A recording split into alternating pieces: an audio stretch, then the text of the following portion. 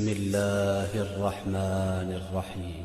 اسلامیہ میں، اور پہلے میں خود ان کا اسٹوڈنٹ تھا، مجھ پر ان کا احسان ہے، وہ مجھے فزکس پڑھاتے تھے۔ اور اس کے بعد ایک دن شروع میں 2-3 سال انہوں نے مجھ سے کچھ نہیں کہا، وہی سمجھتے تھے کہ ایک جاہل بچہ ہے، اس کی تربیت کر رہا ہوں، سائنس پڑھا رہا ہوں۔ انہوں نے کبھی کچھ نہیں کہا، اور جب میں رخصت ہونے لگا تو انہوں نے نصیحت کے طور پہ کہا کہ اتنے دن آپ نے سائنس پڑھی ہے تو ذرا اپنی زندگی میں سائنٹیفک اپروچ رکھیے گا۔ میں نے کہا ضرور۔ کا مطلب یہ ہے کہ اب انہوں نے جو لفظ استعمال کیے، الفاظ استعمال کیے، وہ سخت تھے، مگر دہرا دیتا ہوں۔ کہا یہ مذہبی خرافات میں مبتلا نہ رہیے گا۔ جیسے ہی انہوں نے یہ کہا تو پھر اب دور بدل گیا۔ اب میں کہہ رہا ہوں منبر سے، ہاں، اب تک وہ مجھے جاہل سمجھتے تھے، اب میں یہ سمجھنے میں مجبور ہوا کہ یہ مذہبی حقائق سے بالکل جاہل ہیں۔ لیکن نا یہ جہل اور علم اس دنیا میں انسانوں کے تعلق سے اضافی ہے، نسبی ہے، ریلیٹیو ہے۔ یہ لفظیں میں نے کل بھی استعمال کی تھی، آج بھی استعمال کر رہا ہوں۔ آپ اگر فزکس جانتے ہیں تو جانتے ہیں، قرآن تو نہیں جانتے نا، تو قرآن کے لحاظ سے آپ جاہل ہیں، آپ تسلیم کیجئے کہ آپ جاہل ہیں۔ میں فزکس نہیں جانتا، میں تسلیم کرتا ہوں کہ میں جاہل ہوں۔ اپنے جہل کو مان لینا عام انسان کے لیے عظمت کی بات ہے، ذلت کی بات نہیں ہے، کوئی ذلت کی بات نہیں۔ میں جو چیز نہیں جانتا نہیں جانتا،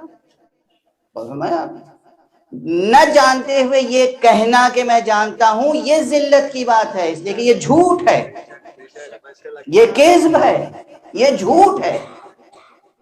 اور جھوٹ بولنا تمام گناہوں کی جڑ ہے، کلید ہے، کلید، تمام گناہوں۔ بہرحال تو میں ادب و احترام کے ساتھ میں نے عرض کیا کہ افسوس ہے کہ آپ نے مجھے سائنس پڑھائی ہے اور خود آپ ایک سائنٹسٹ ہیں، مگر اس کے باوجود آپ بہت سخت الفاظ استعمال کر رہے ہیں۔ آپ نے دین کی کتابیں پڑھی ہیں؟ کہ نہیں، میں نے پڑھی نہیں، پڑھی ہی نہیں اور فیصلہ دے دیا۔ آپ کسی ایسے جج کے بارے میں کیا کہیں گے جس کے سامنے کوئی مقدمہ رکھا جائے اور وہ فائل پہ نگاہ بھی نہ ڈالے اور فیصلہ دے دے؟ وہ جج پھر جج کہلانے کا مستحق ہے؟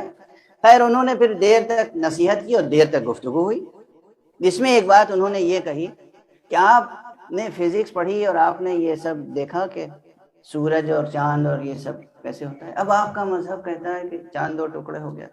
آپ جانتے ہیں کہ چاند اگر ذرا سا 1 ملی میٹر ادھر سے ادھر ہو جائے اپنے آربٹ سے تو یہ پوری کائنات پر متاثر ہوگا۔ میں نے کہا بے شک صحیح کہہ رہے ہیں آپ۔ کہ قیامت آ جائے گی؟ میں نے کہا بالکل صحیح کہہ رہے ہیں آپ۔ پھر بھی آپ کہتے ہیں چاند 2 ٹکڑے ہوتے ہیں؟ میں نے کہا بالکل کہتا ہوں۔ جو آپ کہہ رہے ہیں بالکل یہی قرآن نے کہا ہے۔ آپ سورہ اٹھا کے دیکھیں، قرآن مجید میں سورہ قمر کی آیت پہ نظر ڈالیں، سورہ شروع یہیں سے ہوتا ہے کہ اقتربت الساعۃ وانشق القمر، قیامت قریب آ گئی تھی، چاند 2 ٹکڑے ہو گیا۔ اقتربت الساعۃ وانشق القمر، قرآن یہی کہہ رہا ہے جو آپ فرما رہے ہیں اتنی فزکس پڑھنے کے بعد۔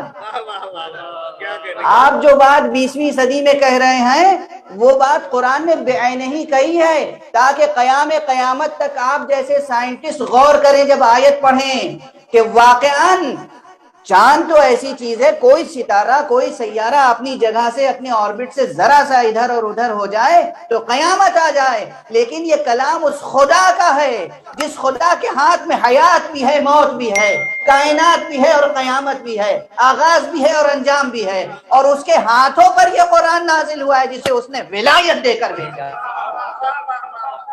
آپ کا علم بالکل صحیح کہہ رہا ہے، چاند ذرا سا ادھر ادھر ہو جائے قیامت آ جائے گی، زمین اس آربٹ پہ ذرا ادھر ادھر ہو جائے قیامت آ جائے گی۔ مگر جب خود جس نے یہ آربٹس بنائی ہیں جس نے اس پوری کاسمولوجی میں یہ جیومیٹری بنائی ہے، ستاروں اور سیاروں کو اپنی اپنی جگہوں پہ رکھا ہے، وہی پروردگار جس کے ہاتھ میں ساری قدرت ہے اور جس کو ہر شے کا علم ہے، جب وہ پروردگار چاہے تو کیا نہیں ہو سکتا؟ خاموش ہو گئے، واقعاً خاموش ہو گئے۔